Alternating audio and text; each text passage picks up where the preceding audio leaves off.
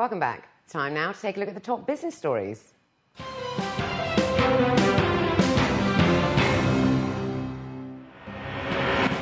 Arab tech chief banned from trading UAE stock markets for 6 months. UAE central bank postpones new check rules. And we find out about the UAE's growing food industry.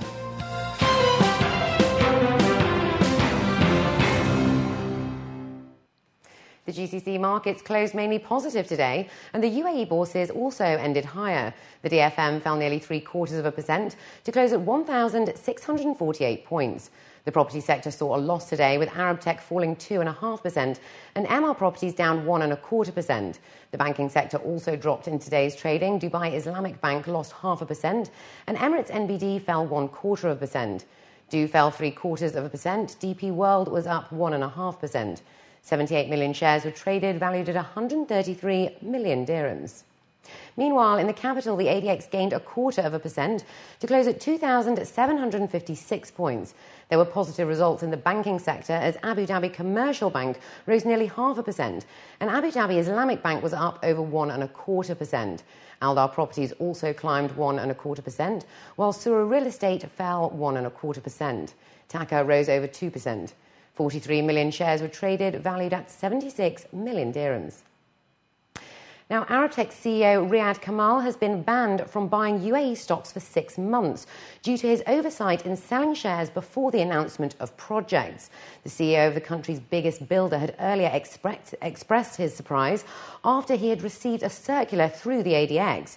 In a new statement released today, Mr. Kamal says he respects the decision of the regulator, having breached the security law by trading stocks less than 10 days before making company announcements. He said that it was an oversight on his part due to ignorance of the regulations. The ADX statement says it is suspending the CEO from either trading in person or in any capacity in licensed stock markets in the UAE as of Wednesday, the 5th of January, and that no third party can trade on Mr. Kamal's behalf. The UAE Central Bank has postponed new rules relating to machine-readable checks. The rule that was set back in February of last year stated that customers who were holding checks without security features would be denied the ability to deposit documents over the counter in a bid towards preventing fraud and theft. The deadline was set for the 1st of January of this year and has caused concern throughout many banking customers. The central bank has said banks across the UAE will continue to accept old checks, and a new deadline will be announced soon. And we're now joined by Philippe Dauber-Pantanon, Senior Economist for the Middle East and North Africa at Standard Chartered Bank. Welcome to the show again, Philippe. Thank you very much for having me. Now, a series of economic indicators were lately published in Europe. What do you make of them? Indeed, a series of data releases coming out of the Eurozone tend to point toward a recovery in Europe. The manufacturing sector showed a PMI index at 57 in December against 52 in November. Any reading above 50 means a positive output growth in the manufacturing sector. What is very encouraging is that it's not only Germany anymore or the core of the Eurozone that is the lead engine of this growth. There are signs that the periphery is catching up as well.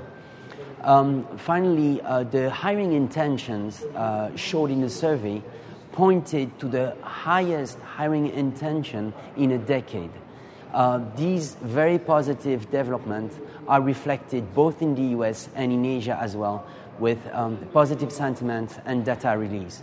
So that should augur well for the first quarter of 2011. Right, so how has this improved sentiment spread in the region then? Well, certainly things are improving in the region as well. And the improvement in sentiment globally can only have an impact, especially in Dubai, that is the most open economy in the GCC and very susceptible to global volatility. But for the rest of the region, there's obviously a major event going on that has been going on for the past week. It's obviously the oil prices. At $90 and above, the fiscal accounts have seen a major boost recently in the oil GCC and oil producer countries, and this should continue going forward. But generally speaking, I think that the improvement in global trade, tourism, but also the financial industry and the construction industry are all positive for the GCC, but also for Dubai.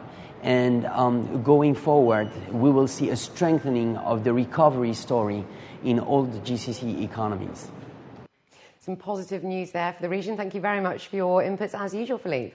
And in our fast financial news, analysts say Emirates NBD could increase its profit fivefold for the fourth quarter of 2010 compared to the same period last year, as the Emirates' largest bank by assets has set aside solid provisions for exposure to Saudi firms Saad Group and Aman Ahmed Al Ghasabian brothers.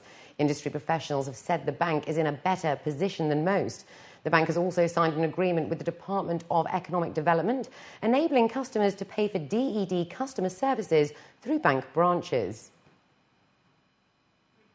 And an increase in bank lending is helping to boost growth within the property market, with liquidity slowly returning to the sector. Figures from the Dubai Land Department show a rise in the number of mortgages, which analysts have attributed to a drop in uncertainty surrounding employment, and have forecast an increase in tenants into Dubai this year. And the DGCX has posted a 28% increase on volumes from last year, from 2009, reaching $104.18 billion in value for total trade. Total currency volumes marked a 104% increase from the year before, where Indian rupee futures were the exchange's biggest success, with an increase of 625% from 2009.